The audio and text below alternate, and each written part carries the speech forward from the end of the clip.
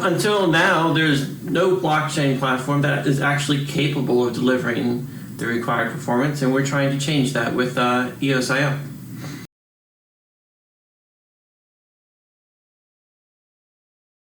BitShares has proven one use case. Steam proved another use case. Both of those use cases could benefit from the addition of customizability, programmability, and that's why I'm creating EOS.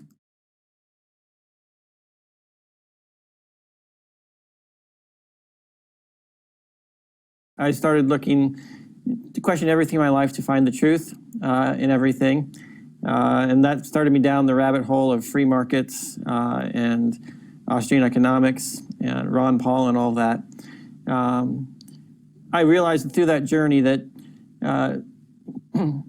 I wanted to create systems that would actually give us freedom, that would be entirely nonviolent. So I've made it my mission in life to find free market solutions for securing life, liberty, and property. And one of the very first things that you need to do if you want to secure your life, liberty, and property is we need to have a money that's not controlled by the people who can print it and debase it and use it to enslave us. So I started trying to find alternatives to gold and silver because they were just not very easy to transport. And that's when I discovered Bitcoin, way back in 2009, when it's possible to mine entire blocks on an average PC.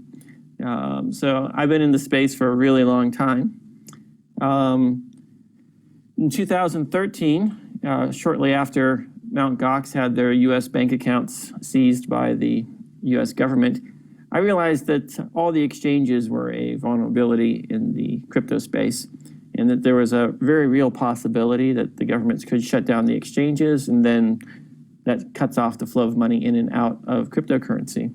So that's why I set out to create BitShares, a decentralized exchange with the primary feature being pegged assets that could be track the value of gold, silver, dollars, yen, and then it can be used to trade against the cryptocurrency, so those who need price stability would have it. In the process of building a decentralized exchange, I realized blockchain technology just wasn't up to the tasks. Bitcoin 10-minute blocks was way too long for trades. The potential for blockchain reorganizations, the usability around account names and permissions, even the fee structure and performance. So all those things had to be addressed. So over the course of 2 years, 2013, 14, and I guess 15, I created and launched BitShares 1 and BitShares 2. And BitShares was the first blockchain to achieve tens of thousands of transactions per second on a live blockchain, just nodes distributed around the world. So what I've been doing for the past several years is really pushing the envelope of performance toward real world use cases. BitShares is also one of the first blockchains to have named accounts and built-in governance for self-funding of new proposals funded by the blockchain. People are actually directly hired by the blockchain to do work. And that allows us to repurpose all the money that's been wasted on mining and toward actually doing work that then adds value back to the underlying token. But BitShares still had the trouble of mass adoption. Most people, it's a really hard sell to convince them to take their money and put it on this risky blockchain platform. It still suffered from the problem of transaction fees. You have a decentralized exchange that charges you every time you create or cancel an order, even if it's not filled. And that was a roadblock to adoption. So after I was working on BitShares for a while, we started to run out of money to fund development, and we were in the blockchain recession. So I had to come up with a plan to onboard users to get viral marketing and discovery. And that's when I came up with the idea of a social media platform on a blockchain, a platform that would reward users for producing content, and then the content would drive organic search results to Google. It onboard users. Users wouldn't have to put any money into the system. It was the first blockchain that realized that there are you can contribute work and labor in addition to money. They're all forms of capital that add value to the underlying token. So Steem was an exercise in massively decentralized budget allocation. We wanted the ability to have the masses allocate the block rewards, the billions of dollars that currently go to Bitcoin and Ethereum miners, to allocate those among content producers and in a very decentralized way. We wanted thousands and thousands of people every single day to get rewards. And that meant decentralizing the budgeting, because under BitShares, all worker proposals had to be voted on and get everyone to agree on. And it was a process that was very difficult, very political, and people just couldn't process that. So we had to move the decision-making authority down to a much lower level so that individuals with an upvote can allocate some of the public money. And so that's been very successful. Steem has become, I believe, one of the top 2,000 websites globally in less than a year. And it's helped people all around the world get into blockchain. And it's actually taught me a lot about blockchain architecture. So after building Steem and BitShares, one of the things I realized, they have a lot of things in common. And a lot of other applications could benefit from having the same account systems, account recovery, and certainly the performance that we've seen with these two blockchains. Steem and BitShares are both industry-leading performance. They've got, by transaction volume, more than 50% market share in the cryptocurrency space. So they're the heavyweights in actual blockchain usage. With respect to Steem, we had to make it so that every transaction was free, because people don't want to pay to upvote. They don't want to pay to post or comment. So that was the other major innovation with Steem.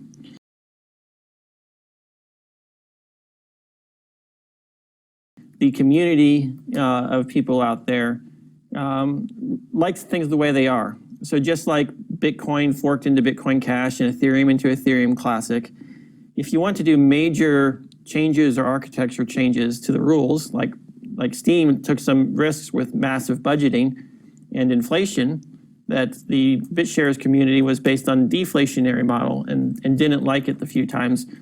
I tried to change BitShares to add the limited inflation to fund ongoing development. So there's this, once you have a community and critical mass, these things have a life of their own. People have an interest in the way things are, and there's a resistance to change. So the time to move on to a new blockchain is when you've learned enough that you can't move the community along with you. And people want things to work the way they are. And so you create something new and you allow a new community to form, and then the market will reach consensus. And anyone who wants to can sell the old token and buy the new token, and it balances out and everyone gets what they want. So that's the free market at work in resolving the super high level consensus over very difficult questions, because it's speculative. Who knows if the new ideas are better than the old? Most people aren't living and breathing blockchain 24/7, haven't experienced it from the developer side as well as from the user side. So it's a learning experience, and sometimes you have to pull the Steve Jobs and eliminate the floppy drive and the serial ports and the CD drives, right? Sometimes you have to do that, and a lot of people don't want to let go of the old legacy stuff.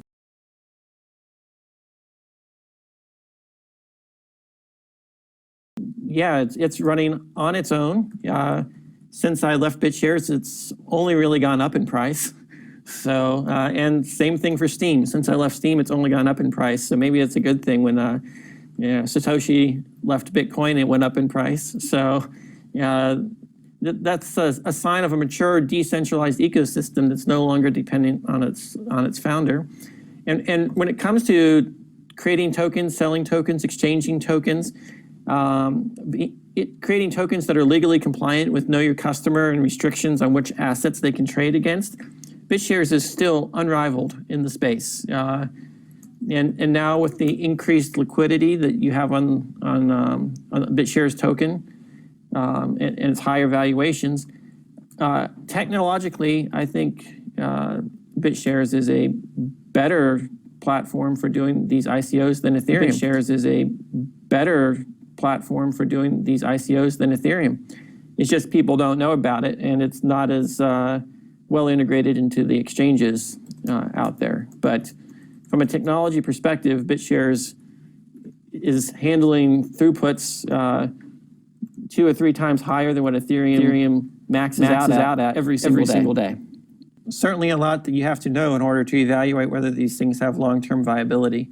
I see very few token distributions that I think have sound fundamentals behind them. And the biggest challenge in the space is everyone, including the experts,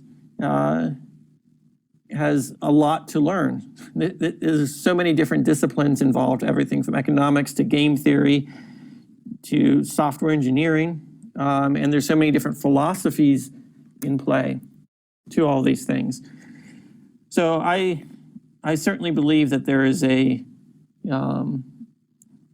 lot of ICOs are and token distributions are people that have maybe good intentions, but they just don't have the experience of years of building these things, and so they're repeating a lot of the same mistakes, or they're throwing tokens into things that don't need tokens, or they're making things decentralized that don't benefit from decentralization, and that's the biggest challenge in the space. Is there's a lot of theoretical cryptographic anarchists without software engineering principles, and that's the challenge. And most people look at the marketing of all these projects and they all sound the same. They all sound like they're doing the same thing. So the details between what makes a good project and a bad project are very, very hard to tell from the surface.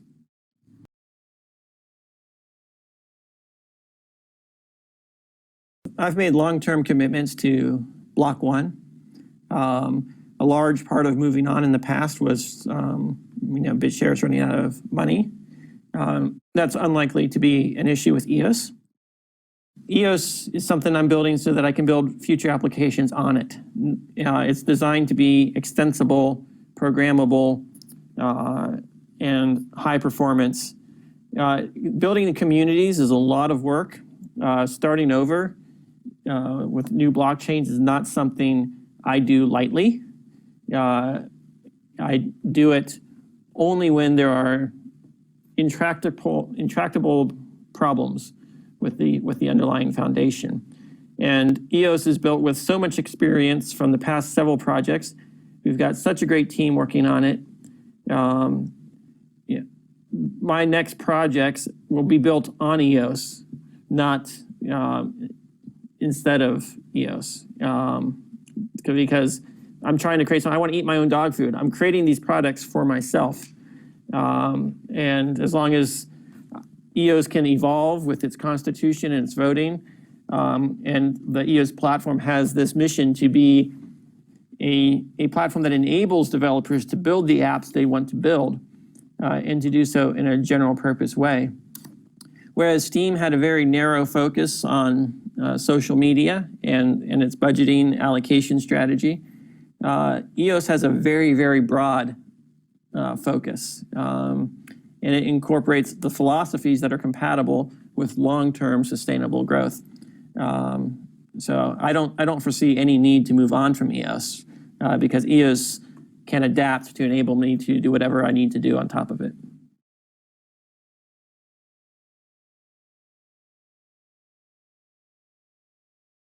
Yeah, so EOS is open source software that anyone can use to deploy a high performance blockchain, a smart contract platform designed to scale to hundreds of thousands or potentially millions of transactions per second with extremely low latency.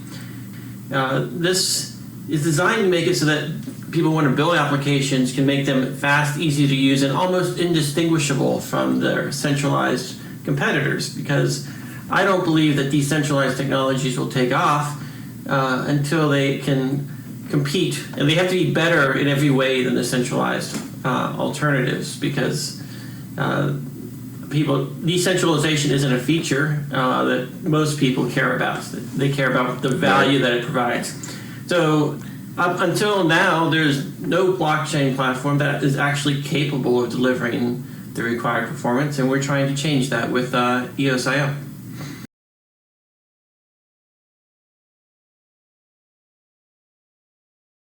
The single-threaded nature of all blockchains prior to EOS really limits the potential throughput. So if you want to process more than 10,000 transactions per second in a sustainable manner, you need multiple CPU cores, and that requires an architecture designed to support that.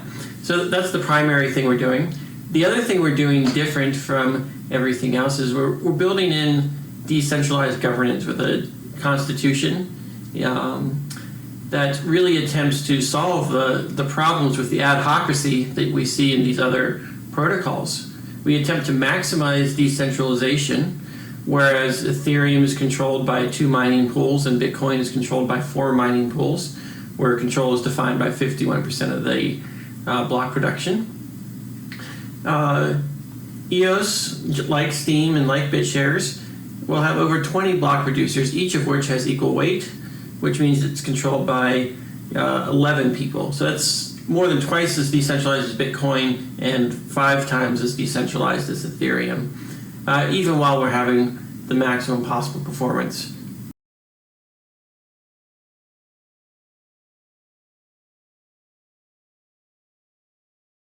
In order to slow down or disrupt Bitcoin or Ethereum, you take down a few mining pools, or you seize a few warehouses full of mining equipment in China, or you cut off the internet communication at the Great Firewall of China. All those things would have huge disruptive impact on all networks. Delegated Proof of Stake is the most agile decentralized platform, where it can quickly set up new servers anywhere in the world to find the jurisdictions most friendly and most accepting of the technology, because it doesn't have the wasteful overhead of billions of dollars per year spent on burning electricity.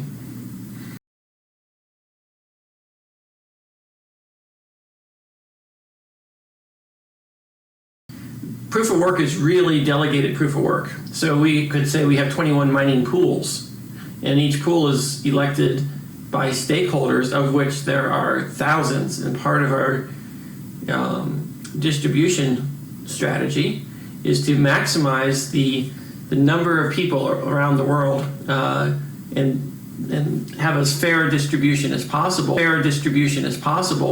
So that you have decentralized control. So miners elect mining pools. Stakeholders in delegated proof of stake will elect the block producers, which are effectively like the mining pools. Unlike all the other stake-weighted pools, the top 21 all have equal say once they're elected, whereas the top 2 mining pools on Ethereum produce 51% of the blocks and therefore have the power, if they wanted to ignore all the other mining pools and block producers out there. So it's not who mines, it's who produces the blocks, and EOS has more block producers per unit time than any other blockchain.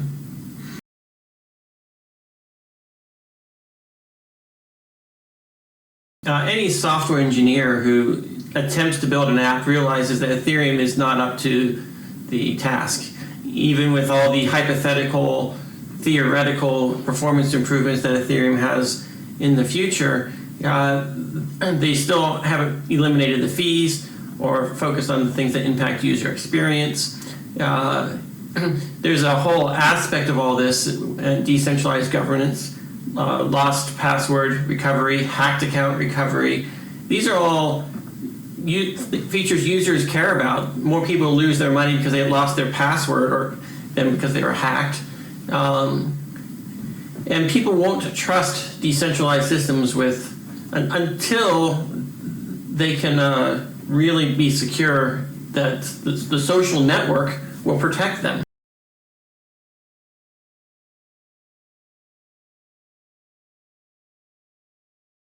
there are significant usability concerns. So I'm not really worried about any applications on Ethereum at this point because Ethereum can't support it, and it won't support it. Their timeline to scalability is 3 to 5 years, according to Vitalik, and that's might as well be forever in this space.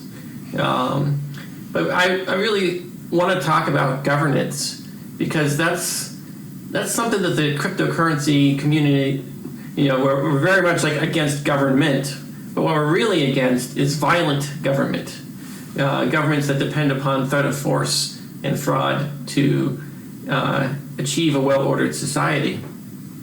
And I think that if we want to create these decentralized applications, we got to figure out how to deal with bad actors in a decentralized, non-violent way. There are people on Steemit that are abusing the voting system, that are picking on other users, and there's nothing you can do about it. On Ethereum, you have miners that are intentionally not including transactions until the user broadcasts the second time, and then they include both and have one of them fail just so they can collect the gas. Or they produce blocks without anything at all. There are a large number of governance-related issues deciding which features to upgrade without dividing the network in two. Those things need to be resolved, and those are the types of things that if we want to see a free society, we've got to figure out how to govern ourselves without violence, and that's what I'm all about.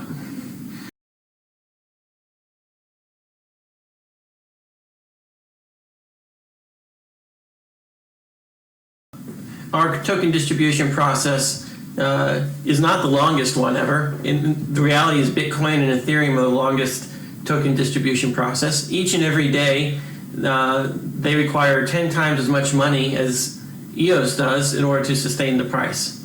If you look at the only difference between the token distribution model that we're using with EOS and the one that Ethereum uses is that the proceeds are captured and can be used by Block 1 to produce a more free society.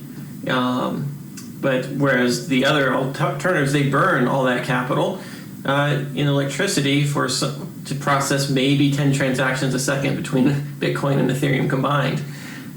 So the market has already demonstrated that in face of billions of dollars a year in necessary capital to sustain current prices, Bitcoin can go up, Ethereum can go up.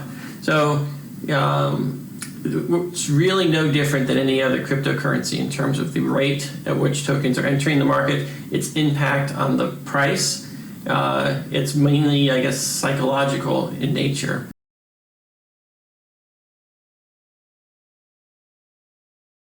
The current status from the technology is that we released EOS Dawn, which is a pre-release that allows developers to start building applications now. You can set up and run your own local private test networks and deploy applications locally and really get a feel for the capabilities of the platform. And over the course of the next several months, we will be continuing to enhance that. So the software is moving along ahead of schedule, and we're coming up with new innovations every day that actually make it better than it was when we originally announced it. So we plan to over-deliver on the software side of things. On the business side of things, we are forming relationships with a number of partners. Information about that will become available, hopefully, as soon as possible. There's always time delays there. But yes, we're hoping to partner with major VC firms to fund an ecosystem built on top of EOS.